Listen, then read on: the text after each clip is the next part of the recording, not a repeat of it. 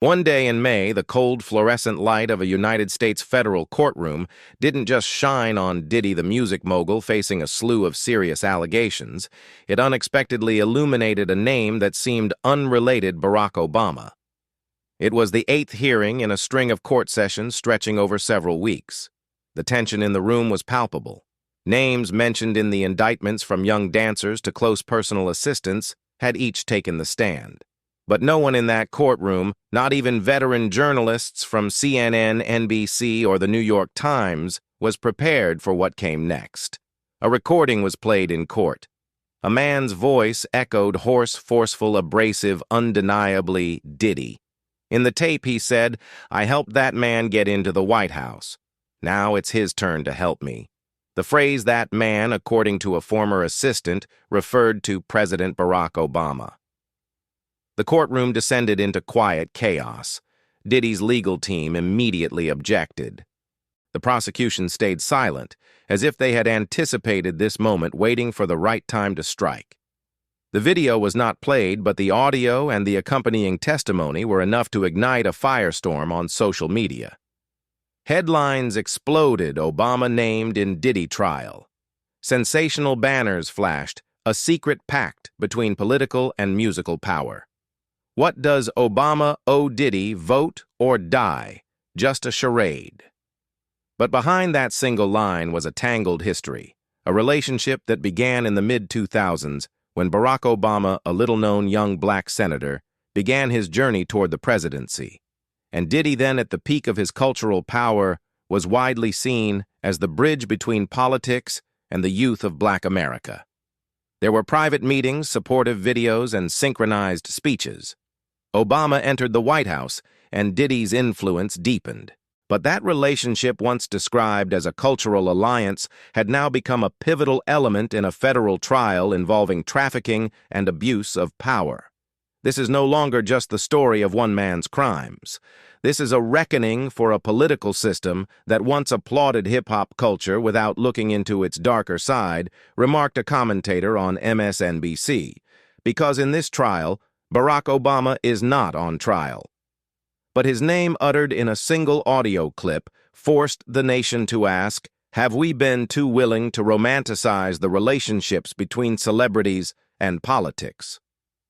Was the handshake we once hailed as a symbol of progress also a gesture that concealed decades of control abuse and silence? A former White House staffer, when asked, gave a curt response: "I don't know what happened between them. But if there's one thing I've learned in Washington, it's this: nothing happens without a reason." From one ambiguous quote in court, a thick layer of historical dust was blown off, and the spectators, many of whom had come to witness a scandalous celebrity trial, suddenly realized they were watching a historic moment where politics, culture, and truth collided not on a stage, but in a courtroom.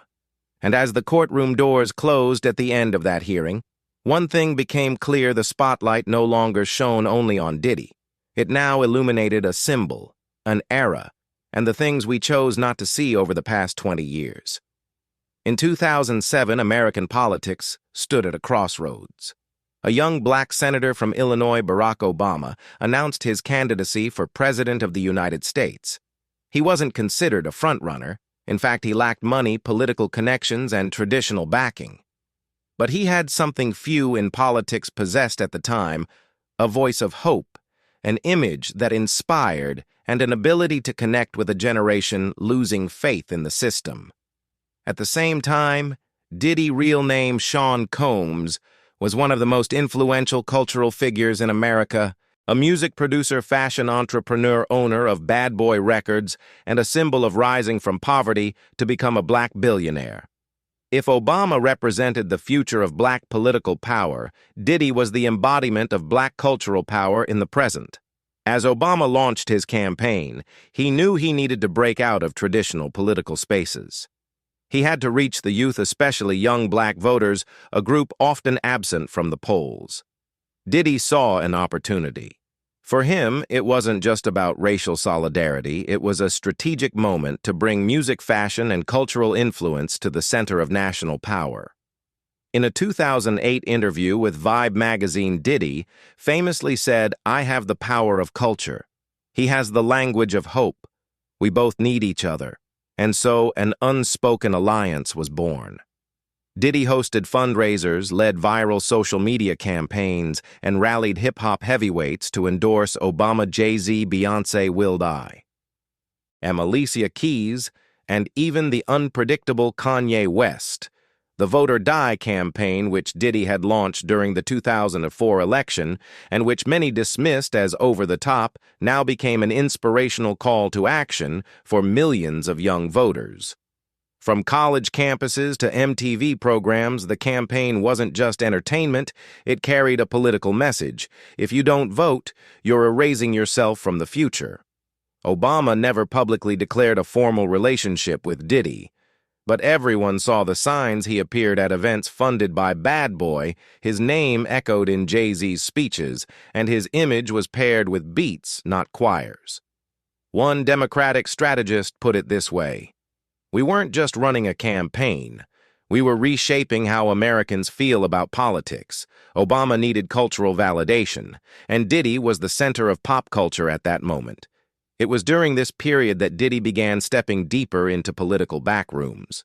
He attended elite donor meetings in New York, Los Angeles, and Miami, where the ultra-wealthy gathered.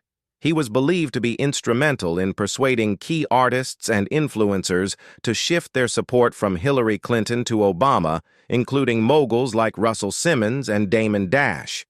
A Beverly Hills fundraiser in 2008 organized by Diddy raised over $5 million in a single evening. Celebrities like Oprah Winfrey, Tom Hanks, and Leonardo DiCaprio were in attendance. But behind the velvet ropes, according to an anonymous staffer, Diddy ran the room like a general. No handshake happened without his nod. The impact of this alliance was profound.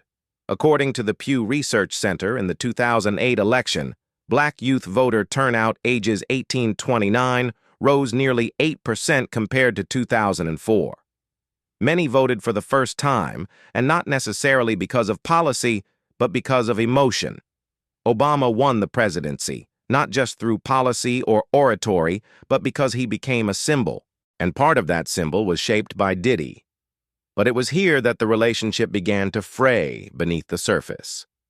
Following Obama's victory, Diddy expected a seat at the table, as he reportedly told his inner circle. He proposed creating a privately led education initiative, called for increased investment in black communities, and requested a private audience with the president in the Oval Office. But the White House, as one media advisor put it, kept its distance from cultural figures with complicated pasts. Diddy felt dismissed. In a 2010 interview with New York Magazine, he said bluntly, "I helped him win. And then I felt pushed aside. No thank you, no position. That's politics, I get it. But I don't like being used." Tensions grew as Diddy publicly criticized immigration policy, healthcare reform, and what he saw as the Obama administration's failure to fund inner-city schools. He began retreating from Democratic events, focusing instead on building his own empire from Ciroc Vodka to the Revolt TV network. Still, few knew that despite his frustration, Diddy remained in contact with certain insiders in Obama's administration. One of his legal aides was said to have ties to the White House's communications advisory team. A 2012 email, later leaked and introduced at trial, showed Diddy requesting assistance with licensing and funding for a Harlem-based education project. That project later received over $1.8 million in federal grants. The relationship was no longer an alliance. It had become a transaction, a game both sides understood well. Obama needed youth support, many of whom still saw Diddy as a cool uncle who spoke truth to power. Diddy needed political infrastructure to shield his ventures from education to media. It was no longer about trust. It was about strategy. And that, according to prosecutors, was the foundation for the allegations that would emerge later that Diddy believed he had unofficial immunity from the administration, that he once told an aide, "Obama owes me. If I go down, he'll save me." At the time, it may have seemed like bluster, but more than a decade later, spoken aloud in a courtroom, it became evidence of something larger that those who helped craft the symbol of a changing America may also have used that symbol to shield themselves from the truth. At the 2025 federal trial, Capricorn Clark Diddy's personal assistant of more than a decade emerged as one of the prosecution's most critical witnesses. She stood tall before the jury, her gaze unwavering, and recounted a detail that silenced the entire courtroom. He once bragged that he had a private tape of a conversation with Obama. It wasn't something to show off the relationship, it was something he treated like a get-out-of-jail card. He said, "If anything ever happens, I'll drop the tape. We all go down together." When asked about the tape's content, Clark admitted she had never seen it. But insiders were well aware of its rumored existence. She described it as a blade dangling above a politician's head. Gina, anonymous victim number 3, and a woman who had a long-term relationship with Diddy also gave explosive testimony. She spoke of a freak-off party held in Washington, D.C. in 2012, where high-level politicians were present. When asked to name names, Gina declined but confirmed the attendees included individuals currently or formerly holding federal office. Her account seemed unverifiable until prosecutors introduced an email sent by stylist Mia to Cassie's assistant the morning after the party. The email read, "Obama's community outreach office just called. They thanked us for the warm hospitality last night. No pictures, please." That last line, "no pictures," was immediately flagged by jurors. It wasn't just a casual reminder. In the context of a covert party involving sexual activity, intoxicants, and individuals with political stature, it pointed to an unspoken pact of silence. Obama's legal representatives denied all involvement. They asserted that Obama's outreach office was merely a voter engagement unit with no administrative authority. But the explanation failed to quash public suspicion. Because the real question wasn't just about guilt, it was about survival. How had Diddy, with a trail of bizarre parties, shadowy behavior, and repeated sexual misconduct allegations, remained untouched for over a decade? No audits, no indictments, no major investigative journalism until 2023. A media specialist who tried to write about Diddy in 2015, when rumors of Freakoffs were circulating backstage in Hollywood, recalled, "I got a call. Someone told me, 'Not right now. Bigger things are in motion,' and my article never ran." The answer, as a communications strategist testified in a special hearing, lies in a concept called soft power. Diddy wasn't just rich, he was culture. And in modern society, whoever controls culture controls voter emotion. Diddy represented a kind of power that didn't come from Congress, but from magazine covers.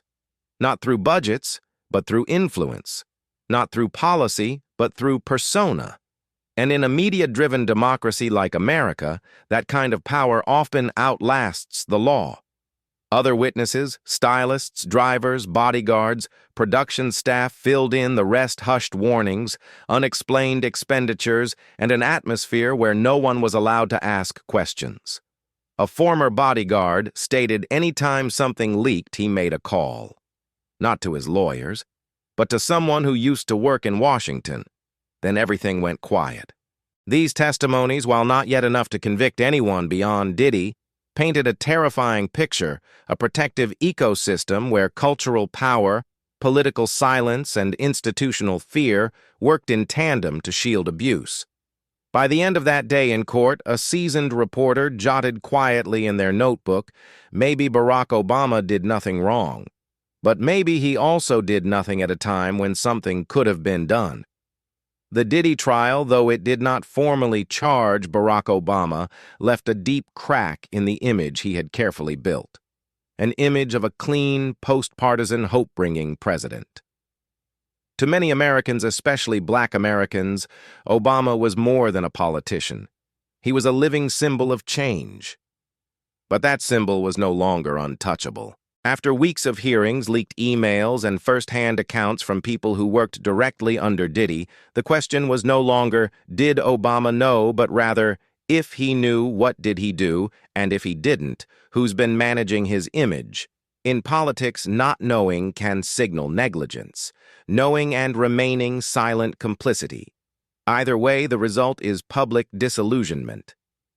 A senior analyst from the Brookings Institution remarked, "We once believed in the story of a president who escaped the swamp of Washington by connecting with the people through culture. But now we must reckon with the idea that this very connection may have enabled abusers to operate without consequence. For years, the fusion of politics and entertainment was hailed as a modern democratic strategy. From inviting Jay-Z to the White House to campaign concerts to fireside chats with Oprah or Beyoncé, the Obama administration redefined the role of celebrity in civic life. But the Diddy trial revealed a harsh truth. Without oversight and transparency, such relationships can become shelters for darkness. When fame makes a person too cool to question, society loses its ability to tell the difference between a symbol and the person behind it. Capricorn Clark, once embedded in Diddy's inner circle, summed it up in court. He knew how to make himself essential. To Hollywood, to the media, to politics, because when you're the one telling the story, no one dares tell the truth. Diddy, with his media empire, cultural sway, and political ties, became the narrator for an entire generation. But what this trial revealed was that behind those stories were silenced victims, cultural power turned into a weapon and influence used to manipulate rather than inspire. Cassie Diddy's ex-girlfriend once said, "I didn't even know who I was anymore." He controlled everything, from my hair to my songs to who I was allowed to sleep with.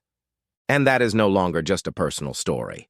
It's a metaphor for an entire cultural system where power dresses itself in success style and righteousness. As the prosecution delivered their closing arguments, one attorney declared, "This isn't a verdict against one man. It's a wake-up call for a whole system where a handshake, a rap verse, and a ballot box can erase the truth." That statement wasn't meant to imply Obama was guilty. It underscored this: politics cannot continue borrowing cultural capital without moral scrutiny. A healthy democracy cannot survive when symbols are placed above truth.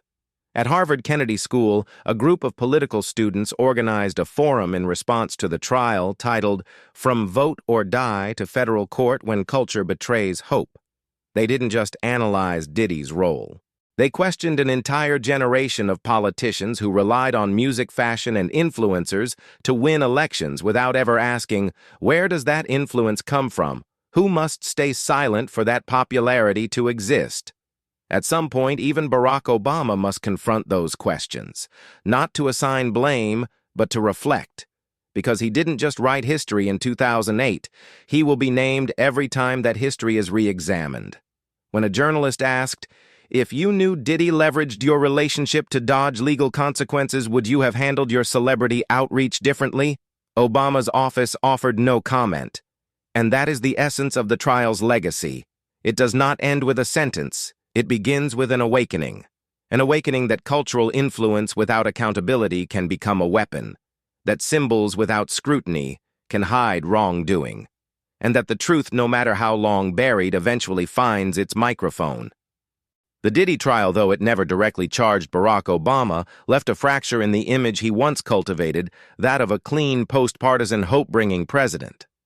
For many Americans, particularly Black Americans, Obama was never just a politician, he was a living symbol of transformation. But that symbol is no longer whole. After weeks of courtroom testimony, leaked emails, and statements from former insiders who had worked under Diddy's direct authority, the question had shifted. No longer did Obama know, but rather, if he did, what did he do, and if he didn't, who was managing his image for him? In politics, not knowing can mean irresponsibility. Knowing and doing nothing is complicity. Either path leads to public disillusionment. A political analyst at the Brookings Institution observed, "We believed in the story of a president who rose above the swamp of Washington, connecting to everyday people through culture. Now we have to confront the possibility that this very connection helped empower abusers who faced no consequence." For years, blending politics with celebrity was seen as a bold populist innovation. Inviting Jay-Z to the White House, staging campaign concerts, sitting down with Oprah and Beyoncé, Obama's administration redefined what civic engagement could look like in the 21st century. But Diddy's trial laid bare the risk without ethical guardrails and transparency. These relationships can become refuge for darkness. When public figures are shielded because they make politics cool, we lose the ability to distinguish between a symbol and the human flaws behind it. Capricorn Clark, who once worked deep within Diddy's personal machine, put it plainly in court. He knew how to make himself indispensable. To Hollywood, to media, to politics. Because when you're the one writing the story, no one dares to tell the truth. Diddy, with his media empire, cultural reach, and political access, became the unofficial narrator for a generation. But what this trial exposed was that behind the charisma, behind the carefully shaped narratives, was a system that silenced victims, manipulated perception, and weaponized cultural clout for personal protection. Cassie, his former partner, once said, "I didn't know who I was anymore. He made every decision from my hair to my songs, even who I was allowed to sleep with." And that isn't just one woman's story. It's an allegory for a broader culture where power is dressed up as success, style, and purpose while hiding deep abuses underneath. As prosecutors delivered their final statements, one said, "This is not a conviction of a single man. This is a warning to the system itself, where a handshake, a rap lyric, and a vote can bury the truth." That line was not an indictment of Barack Obama. It was a call to attention that politics cannot continue to borrow from cultural influence without moral accountability. A thriving democracy cannot afford to elevate symbols above truth. At Harvard Kennedy School, in the aftermath of the trial, a group of political science students held a forum titled "From Vote or Die to Federal Court When Culture Betrays Hope." They didn't just dissect Diddy's behavior. They questioned an entire generation of political leaders who relied on music, fashion, and social media influencers to win votes without ever stopping to ask, where does this influence come from? What compromises were made so that this fame could exist unchallenged? At some point, even Barack Obama must face these questions, not to assign guilt, but to reflect. Because he didn't just make history in 2008, he will be named every time that history is re-examined. When asked by a journalist, "If you had known that Diddy leveraged his relationship with you to avoid legal fallout, would you have approached celebrity outreach differently?" Obama's office offered no response. And that silence speaks louder than most answers. It reveals the true legacy of this trial, one that doesn't end with a verdict, but begins with awareness. Awareness that cultural influence without responsibility can become a weapon. Awareness that symbols, when unchecked, can become shields for wrongdoing. And awareness that truth, no matter how long buried, always finds its microphone.